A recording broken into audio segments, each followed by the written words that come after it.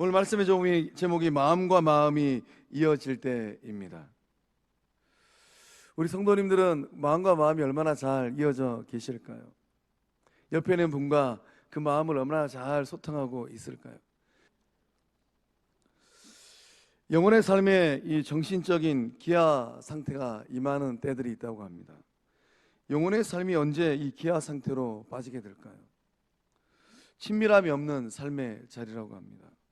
가정 안에서도 또 일터에서도 하물며 구원받은 주의 백성들이 모여있는 이 성전에서도 이 마음이 메말라요. 마음이 배가 고파요. 피골이 상접해요. 이런 이 정신적 기아의 상태에 빠질 때는 친밀함에 문제가 왔을 때입니다. 친밀함은 이 사람들 사이에 깊고 지속적인 관계입니다. 우리 성도님들은 누구랑 깊은 관계를 맺고 믿음의 길을 걷고 계실까요? 이 둘 이상의 사람들 사이에 흐르는 에너지가 친밀함이에요. 이런 에너지의 흐름은 어떤 상태일까요? 그 에너지의 흐름에 따라서 우리의 인생이 행복하기도 하고 불행하기도 해요. 친밀함의 반대는 외로움입니다.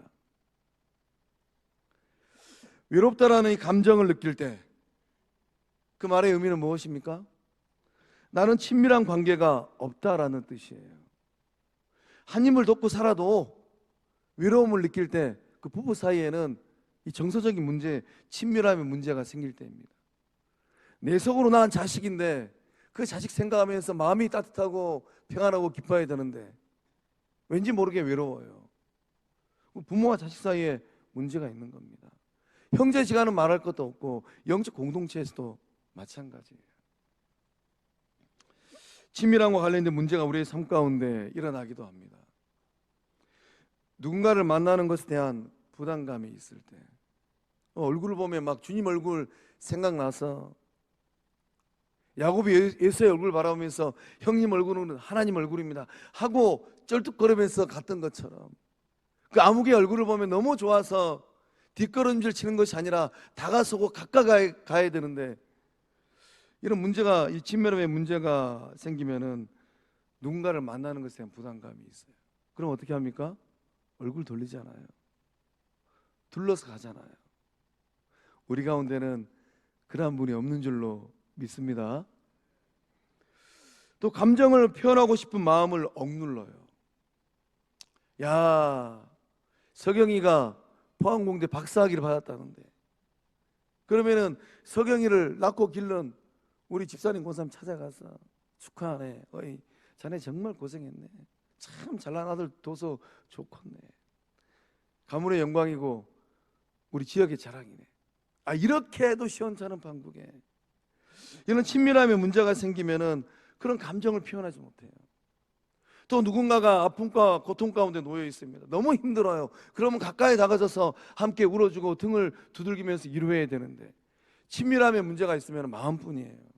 다가서지를 못합니다. 또 상호 간의 마음이 통하지 않아요. 눈빛만 봐도 알 수 있어요. 정말로 친밀하면 그 숨소리만 들어도 알 수 있습니다. 그러나 친밀함에 문제가 생기면 어떻습니까? 아무리 크게 소리를 질러도 못 알아들어요. 하나님은 인간을 어떻게 창조하셨습니까? 하나님께서 인간을 창조하실 때 인간 존재는 친밀함을 누리도록 만드시고 창조하셨어요. 친밀함이 가장 잘 이루어지는 곳, 그곳은 모태입니다. 우리 어머니들은 잘 아실 것 같아요. 태중에 10달 동안 품고 있을 때, 그 태중에 있는 아이가 발길질할 때, 이 아기는 태내에서 그리고 태어나면 엄마의 품에서 안정과 따뜻함을 느낍니다. 그리고 영양분을 공급받아요. 아기를 안아주는 것을 통해서 이 아기들은 인생의 첫 순간 친밀감과 소속감을 경험한다고 합니다. 성령의 전, 아버지 집, 영적 공동체는 어떤 곳이 되어야 될까요? 안전을 느끼고 따뜻함을 느끼고 친밀감을 느끼고 소속감을 느끼는 그런 영혼의 집이 되어야 될 줄로 믿습니다. 그런 집이 어떤 집일까요? 거룩한 빛 성광교회인 줄로 믿습니다. 친밀함을 통하여서 이 정서적으로 건강한 자아를 형성하게 됩니다. 정서적으로 건강한 자아. 정서적으로 건강한 사람들의 공통점이 있습니다. 상호간에 이 사랑을 잘 주고 잘 받아요. 주거니 받거니를 잘합니다. 사랑을 줄 줄도 알고 사랑을 받을 줄도 알고, 사랑을 받았으면 또 받은 만큼 여력이 되는 만큼 돌려줄 줄도 알아요. 또 나는 가치 있는 존재라고 느낍니다. 내가 나를 바라볼 때, 야, 나는 참 가치 있는 존재다. 스스로 생각할 때 이 자아에 대한 이런 고백을 하게 됩니다. 다른 사람들을 향하여서도 당신은 정말로 가치 있는 존재입니다 라고 인정해 주는 거예요. 건강한 자아를 형성한 사람들은 자기 자신을 향하여서 존중하기도 하고, 또 나 아닌 다른 사람들을 바라볼 때 인정해 줍니다. 또 말하는 것과 듣는 것이 함께 있어야 됩니다. 나는 말할 테니 당신은 들으십시오. 이건 아니라는 거예요. 이건 일방통행이죠. 한번 말했으면 한번 듣기도 해야죠. 상호간에 서로 잘 살피는 것이 있어야 됩니다. 잘 보살펴 줘야 돼요. 내가 힘들 때 보살핌을 받았으면 상대방이 힘들 때 가서 다가서서 보살필 줄도 알아야만 합니다. 나의 마음과 너의 마음이 연결되어 있어야만 합니다. 말씀의 자리는 이 고넬료의 마음과 베드로의 마음이 이어지는 자리입니다. 고넬료와 베드로의 마음이 하늘 아버지의 마음과 이어지는 장면들이에요. 여러분의 마음이 하나님과 이어지고 여러분의 마음이 이웃들의 마음과 이어지는 역사함이 일어날 줄로 믿습니다. 마음과 마음이 이어질 때 어떤 일들이 일어나겠습니까? 영적 친밀의 역사, 정서적 친밀의 역사함이 일어날 줄로 믿습니다.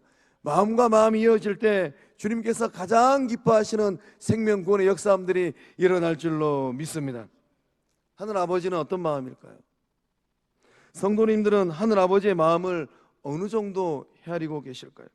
하늘 아버지의 마음이 가장 잘 나타난 말씀이 있어요. 우리 디모데전서 2장 4절의 말씀을 한 목소리로 함께 읽어보겠습니다. 시작.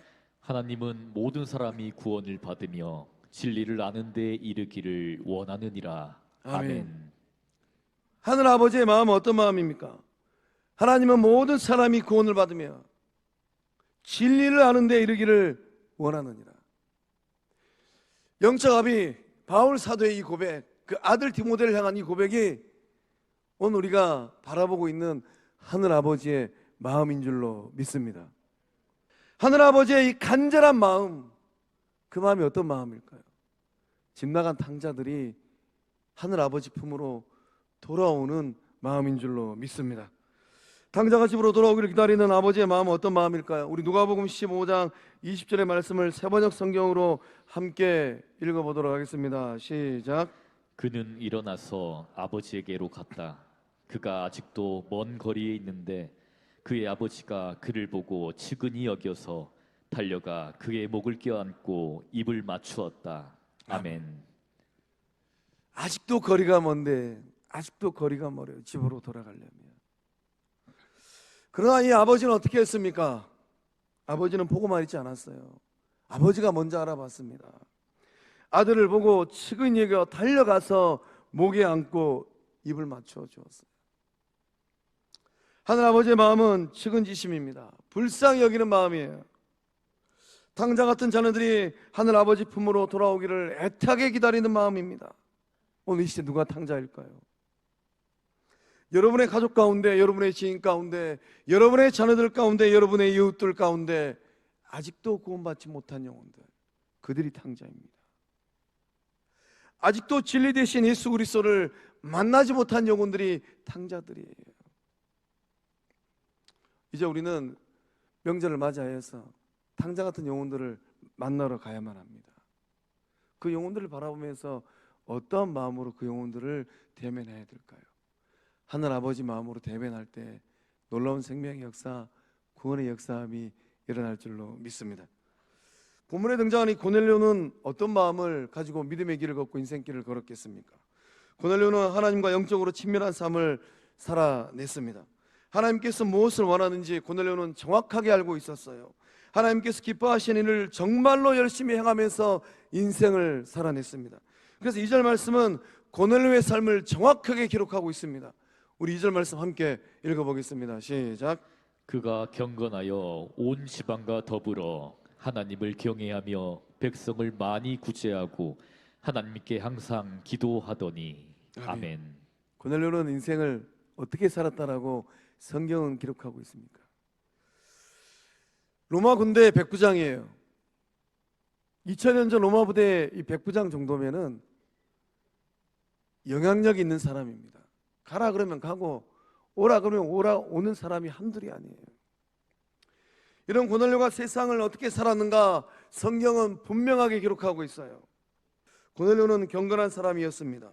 경건한 고넬료는 어떻게 세상을 살았다라고 말씀을 기록하고 있습니까? 고넬료의 삶에 세 가지 특징이 있어요. 첫 번째는 자신뿐만 아니라 온 집으로 더불어서 하나님을 경외하는 삶을 살아냈습니다. 고넬료는 백성을 많이 구제하는 삶을 살아냈습니다. 로마 군대 백부장이에요. 사회적인 지위가 있습니다. 영향력도 있어요. 힘도 있습니다. 그 사회적인 지위를 가지고 백성들을 착취하지 않았다라는 것입니다. 얼마든지 착취할 수 있어요. 얼마든지 부를 누릴 수 있습니다. 그러나 고넬료는 그러한 삶을 살지 않았다라는 거예요. 오히려 고넬료는 자신의 힘과 능력을 10분 활용하여서 많은 사람들을 도와주는 구제하는 삶을 살았다라는 것입니다. 세 번째, 이방 사람이 고넬료는 항상 하나님께 기도하는 삶을 살았습니다. 기도의 이 깊은 영성을 소유했어요.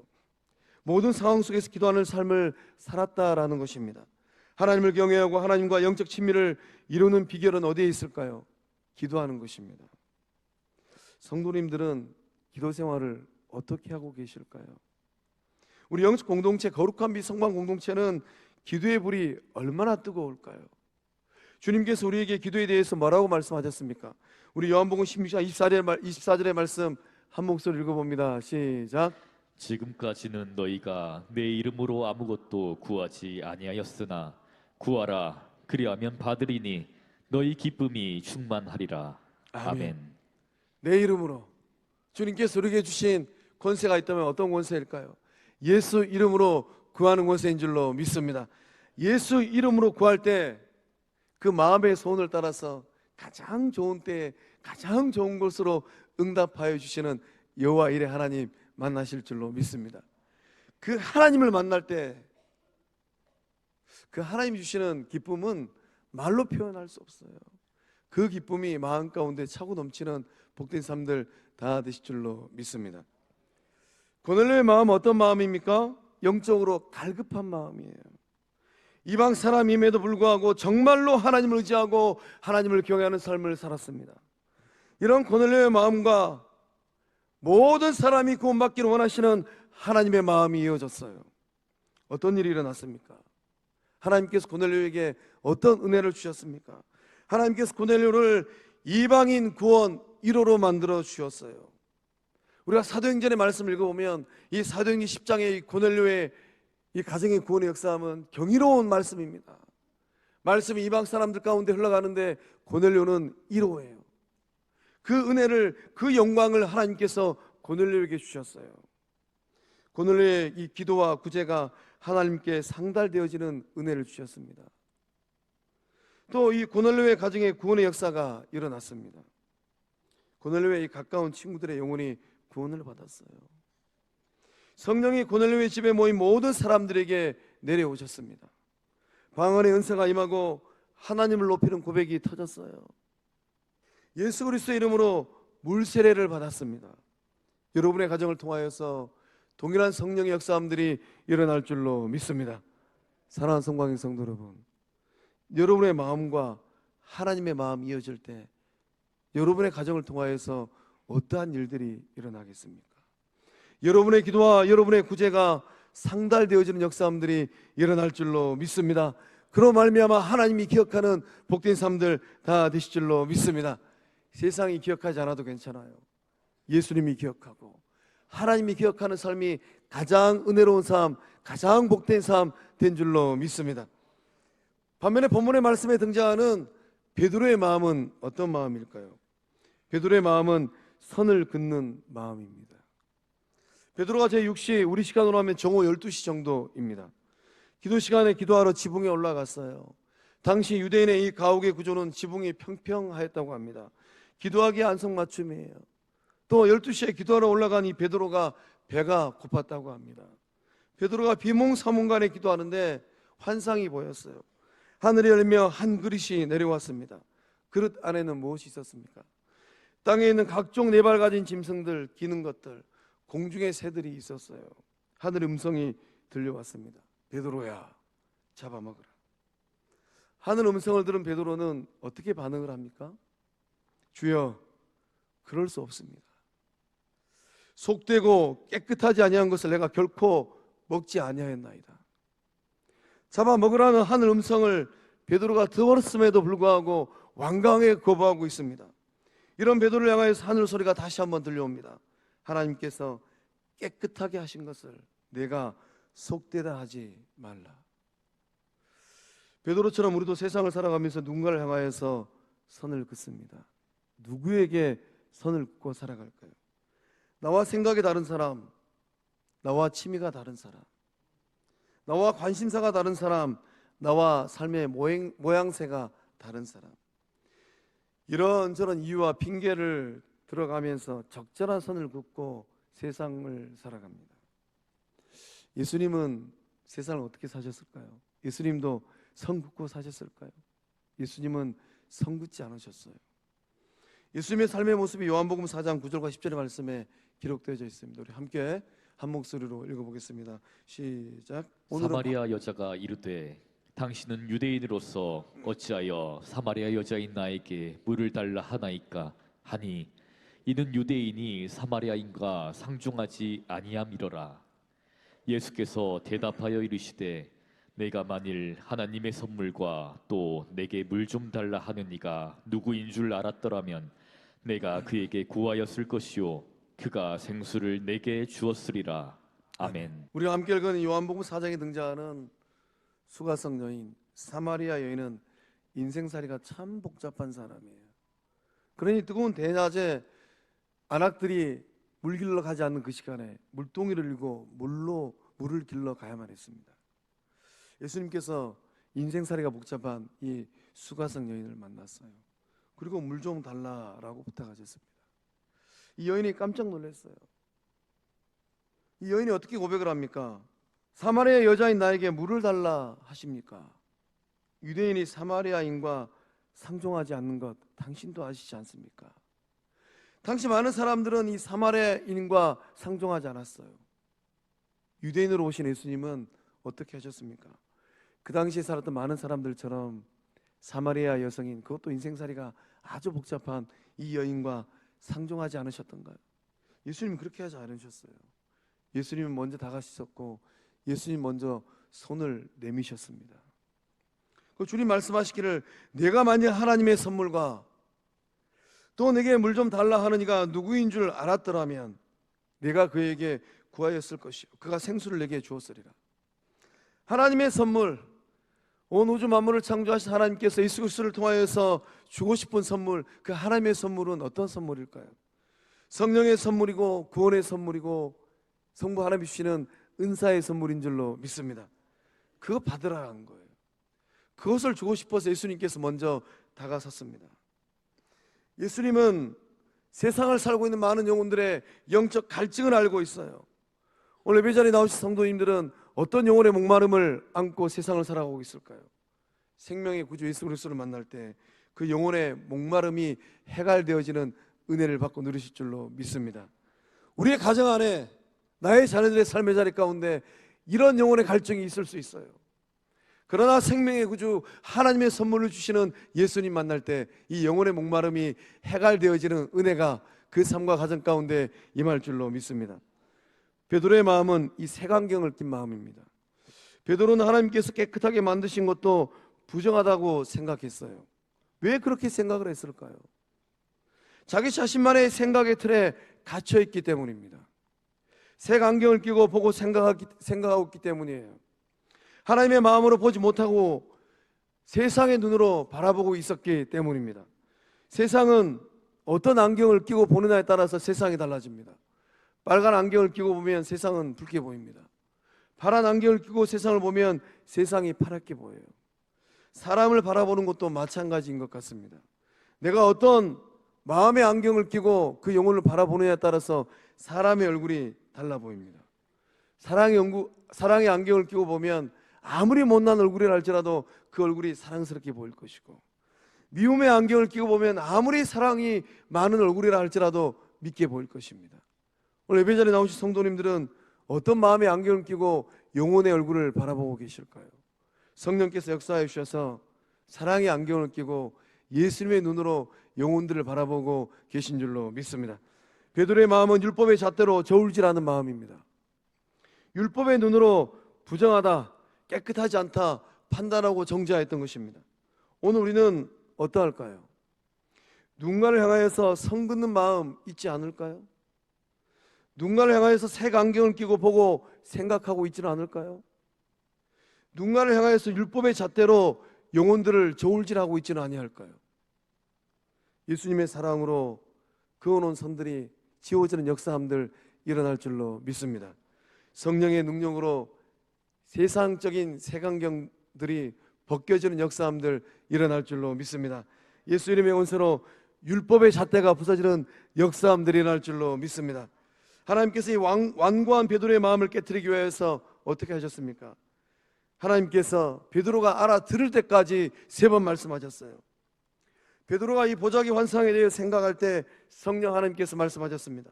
19절 하반절과 20절 말씀에 두 사람이 너를 찾으니 일어나 내려가 의심하지 말고 함께 가라. 내가 그들을 보내었느니라. 베드로는 그때 깨달았습니다. 하늘 보자기 환상을 통하여서 하나님께서 깨끗하게 하신 것을 내가 속되다 하지 말라. 하나님의 말씀을 따라 함께 일어나는 역사함이 베드로의 인생에서 일어났어요. 이런 베드로의 마음과 하늘 아버지의 마음이 이어졌을 때 어떤 역사함들이 일어납니까? 영적 각성의 역사요, 영적 깨달음의 역사함이 일어난 줄로 믿습니다. 생명권의 역사함이 일어난 줄로 믿습니다. 본문 34절과 35절의 말씀은 우리가 마음 가운데 반드시 기억해야 될 말씀이 기록되어 있어요. 우리 한 목소리로 함께 읽어봅니다. 시작. 베드로가 입을 열어 말하되 내가 참으로 하나님은 사람의 외모를 보지 아니하시고 35절 말씀. 각 나라 중 하나님을 경외하며 의를 행하는 사람은 다 받으시는 줄 깨달았도다. 아멘. 아멘. 베드로가 깨닫고 어떻게 고백을 합니까? 내가 참으로 하나님은 사람의 외모를 보지 아니하시고, 하나님은 사람의 외모를 보지 않는다라는 거예요. 유대인이든 이방인이든, 잘난 사람이든 못난 사람이든, 가진 사람이든 못 가진 사람이든, 배운 사람이든 못 배운 사람이든, 하나님은 외모를 보지 않는 사랑의 아버지인 줄로 믿습니다. 각 나라 중 하나님을 경외하며 의를 행하는 사람, 그러한 영혼들을 하나님께서 다 받으셨다라는 거예요. 유대인과 이방인의 장벽이 그날 무너진 줄로 믿습니다. 복음이 이방인 고넬료의 가정에 흘러갔어요. 하나님께서 다 받으시는 구원의 역사함이 고넬료 가정 가운데 임한 줄로 믿습니다. 사랑하는 성광의 성도 여러분, 고넬료의 마음과 베드로의 마음이 이어졌을 때, 베드로가 고넬료의 집에 가서 유숙하고 친교의 장이 만들어졌습니다. 고넬료와 이 고넬료의 친척과 고넬료의 친구들이 구원받는 역사함들이 일어난 줄로 믿습니다. 하늘 아버지께서 오늘 저와 여러분에게 거룩한 빛 성광영 공동체에게 원하시는 것, 그것은 무엇일까요? 여러분의 마음과 하늘 아버지의 마음이 이어지는 것인 줄로 믿습니다. 여러분의 마음과 이웃들의 마음이 이어지는 것인 줄로 믿습니다. 마음과 마음이 이어질 때 놀라운 생명의 역사, 놀라운 구원의 역사가 그 삶을 통하여서 일어날 줄로 믿습니다. 기도하시겠습니다.